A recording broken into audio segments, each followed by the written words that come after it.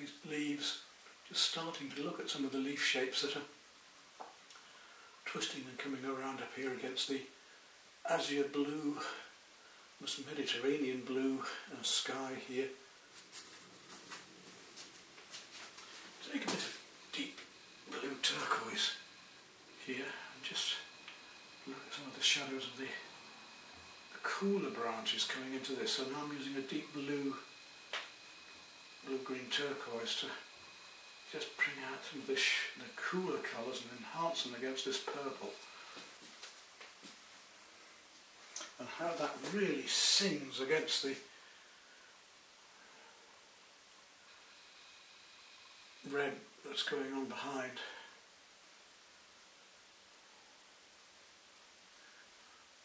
Where it comes down through here, there's quite a bit of it.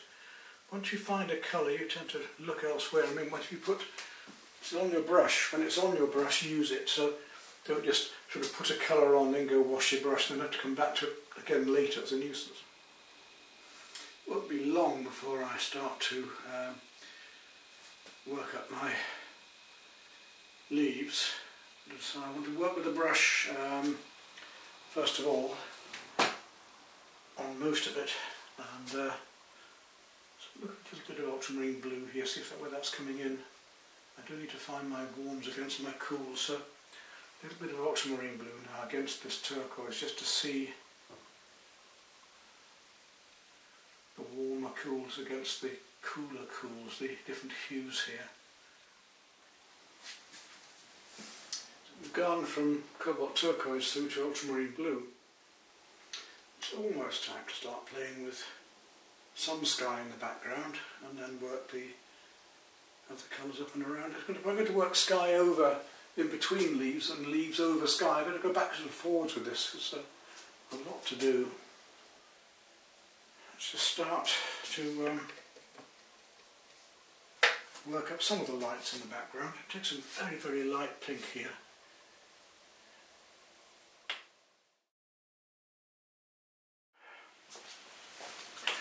Well, another day. It's not snowing outside now, it's raining, so you might get a little bit of noise from the conservatory. Right, we're going to move on, and I'm going to start using the sponges a lot more now. My next colour is going to be cadmium orange. And the leaves too small, so I may have to use a slightly larger sponge. A bit more orange again. If we don't do it evenly, you're going to get the variation and gradation on the sponge as well, which could be quite useful.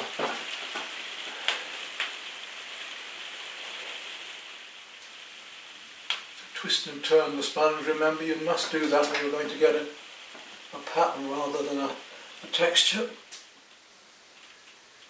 So I definitely want some deeper reds back in here. I may have to use some magenta, I think, into here as well. Lovely oranges up here, definitely orange there. In fact, I'm going to add a little bit of cadmium yellow to it now to give it a bit more sunshine up here. I'm going to be doing a lot more of the yellows yet. Lovely textures we can get crisscrossing between. As I say, I know I keep using the opposites, but if we're using rough next to smooth and light next to dark, here we have the rough next to the smooth, the more textured areas on top of these brush areas underneath.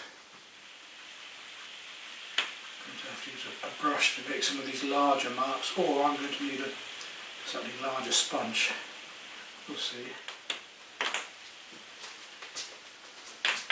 Through here we're going to do some lighter creams in a minute, just doing the goldy bits at the moment.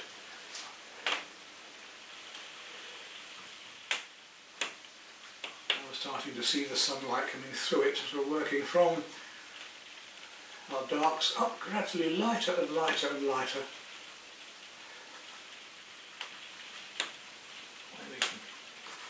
Between these branches, I'm going to come back over with the darks on these branches, so I've got to come back and work over, backwards and forwards with these branches, as I did say we were doing earlier.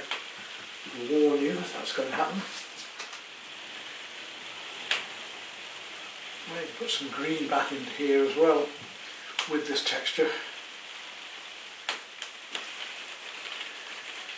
Yes, now we're getting a much more rich effect in painting, aren't we?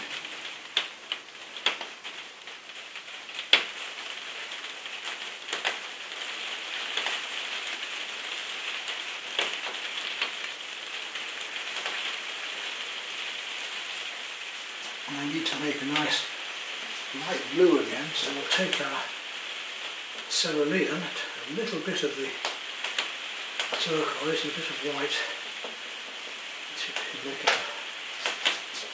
a warmer. A little bit of magenta into it, just a tiny bit, just to warm it. And let's see if that does the job.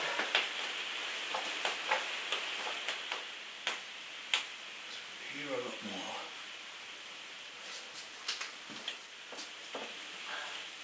Even a wee bit of pink, just to really find these lighter shades amongst the pink in it. A very light pink we made earlier using magenta and white. Maybe a little touch of yellow if you feel you need it. Let's bring that into these light areas coming through here. And I want to come to that a more bit grey in there actually now. Slightly greyer blue, so I'll add a bit more blue to the magenta and we'll just bring that sort of pinky grey back into here. Take a very deep purple now. A wee touch of Prussian blue. Just wash my brush off because it's still light. So deep purple. Put some more outs in. A wee bit of Prussian blue. On the edges of the leaves, the light against the dark here. I was saying that earlier, the rough against the smooth, the light against the dark. Bit of a Lisbon and Prussian now. A slightly darker mark here and there. Up here.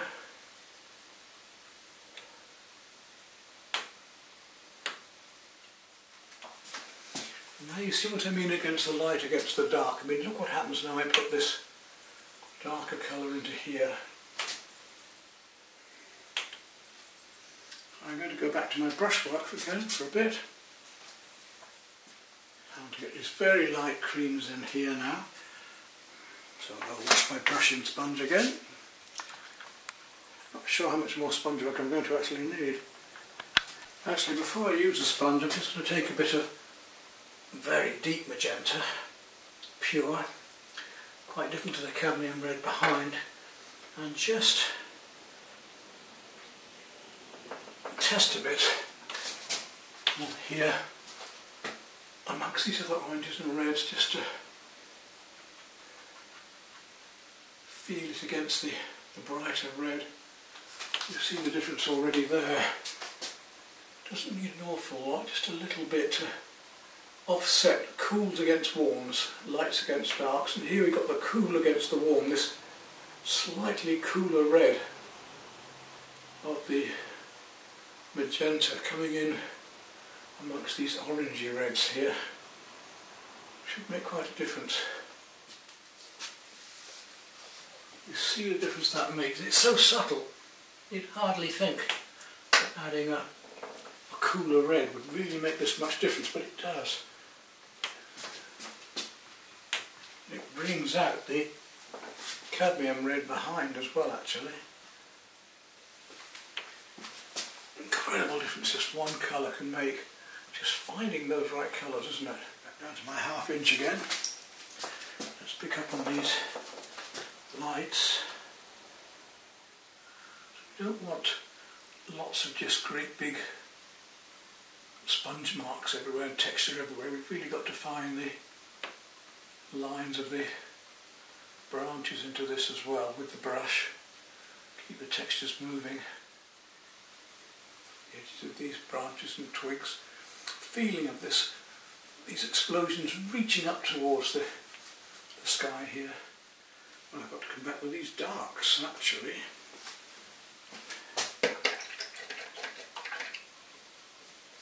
Little lines, large lines, textures here, these little bits of leaf that are up against the light here. Coming back in with these, didn't I? We have got to keep coming back and adding them until all these lovely lights against darks and textures working. Until we feel we've got one layer over another enough. We don't have to keep going back on them. Which can't be far off in this case.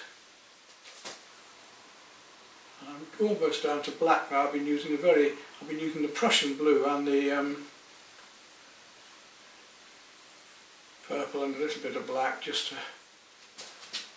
And it takes as long as it does. I mean, if I get it finished tonight, I get it finished tonight. If I don't, that's great. I'll still carry on enjoying painting it.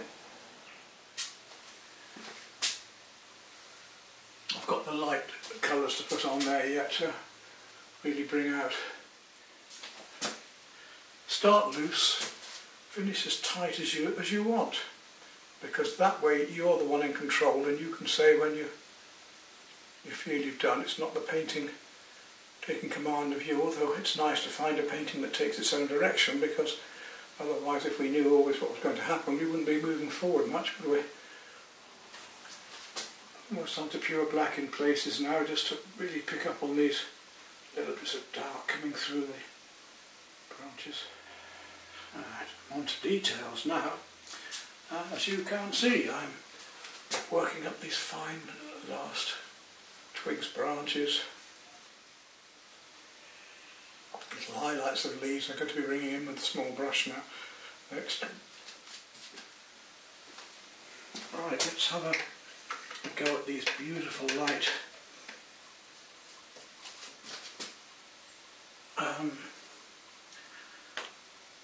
lemon yellows coming down the edges of the trees here.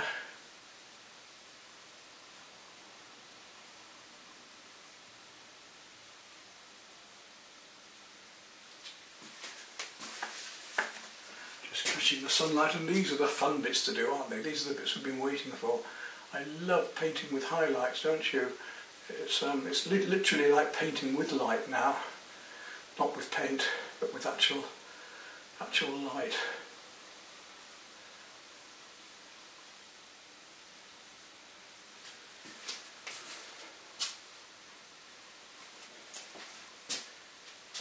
Instead of colour, instead of paint. Instead of colour, but instead of paint, I actually feel that we're using real light to paint with. I don't want to go to a fine brush if I can help it. I'd like to carry on with these fill bits and, these flats. Just working up these. Of course, it changes all the colours. Once you start doing one or two pieces like this, all the colours around it will be changed according to what you're doing here as well.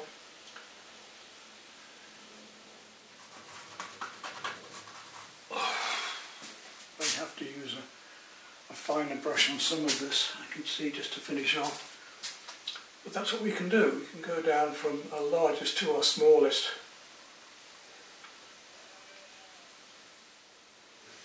And I will keep working on this, not to overwork it, but to get it to just the stage I want.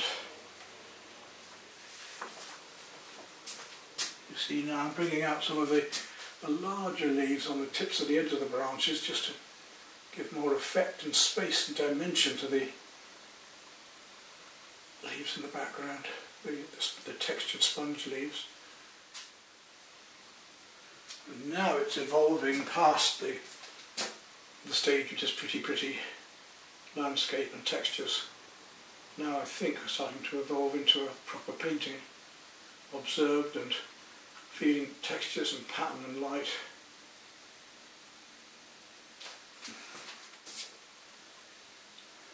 Let's get that orange and make a very light orange. Now we can start to make this word zing, we can start to make the colours zing or sing, and this is what I was saying about the orchestra. We're working with this music, like cadmium orange, or cadmium orange and white, simple as that, to play against these richer, darker colours that we've already worked up. Let's try a little bit of an ivory up here, in amongst these very light ivory, which you can make with yellow ochre and white. I do just want this light shining through these branches up here, through the tops of them. Very, very light green on those. So I'm going to take some very light emerald with white, just see if I can enhance these little bits here a little bit more with some very light green here.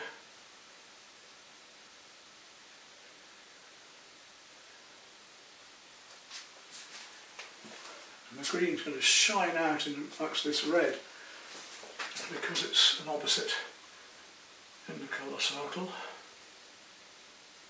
So we're using our chemistry quite subtly here. I need to come back in with the darks there again, because we can't keep painting lighter and lighter, but we can go back to being darker amongst it, which will bring out these forms.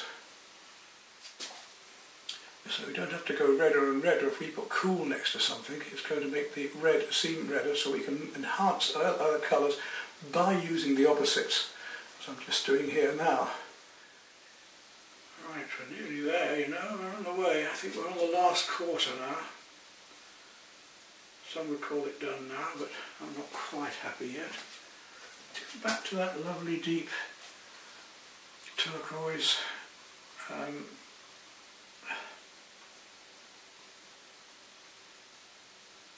cobalt turquoise I was using earlier here. Just bring some of that back into the background.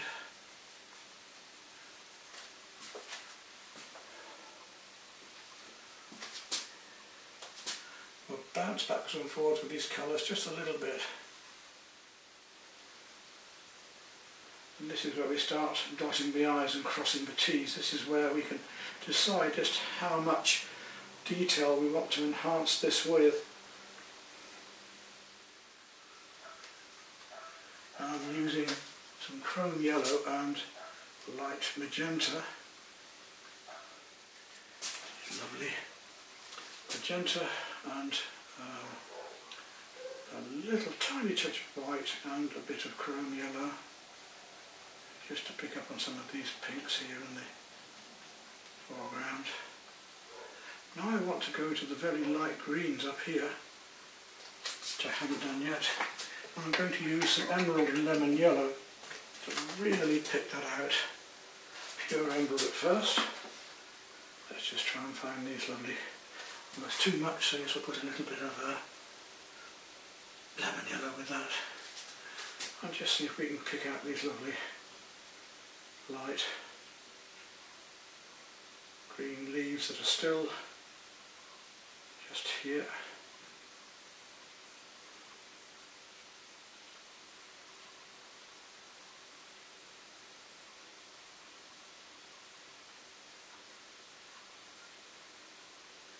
Come back and disappear off the side of the painting.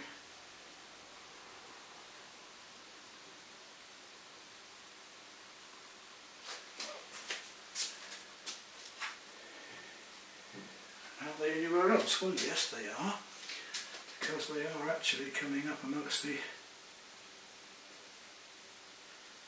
colours here to make the pinks seem even pinker with the idea of the very light green going on amongst them. And we've got 2 signs each side, which I wasn't sure what to put in, but I'll just mark them here and there.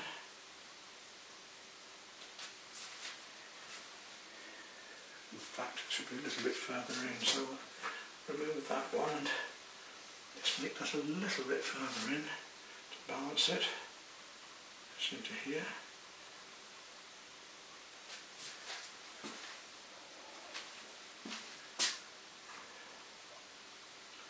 That one can come a bit further back this way. Now what can we do on top of that? I think we'll just take a little bit of pinky white and no, we need lighter than that.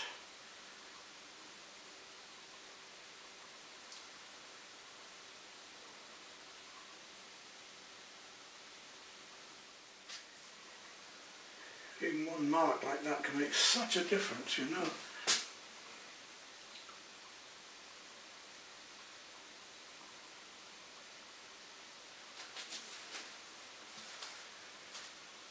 We're almost there actually, just a little bit to finish here and there. I think we'll have it with this painting.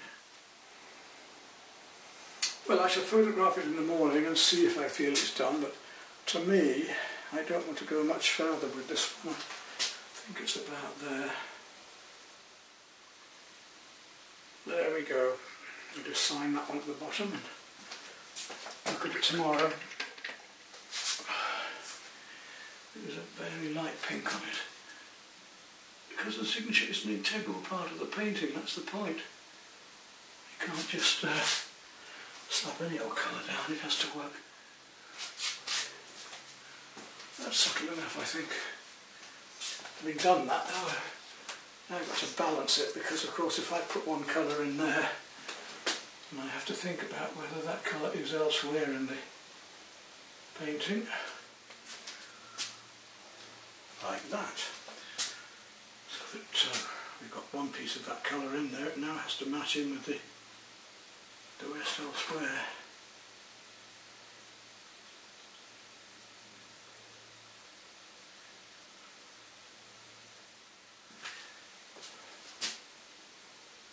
We'll see how this looks as a film.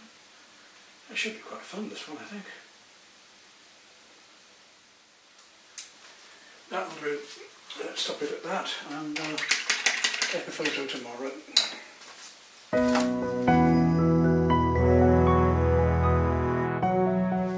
So you can see an autumn evening coming behind, and I'll photograph this in daylight.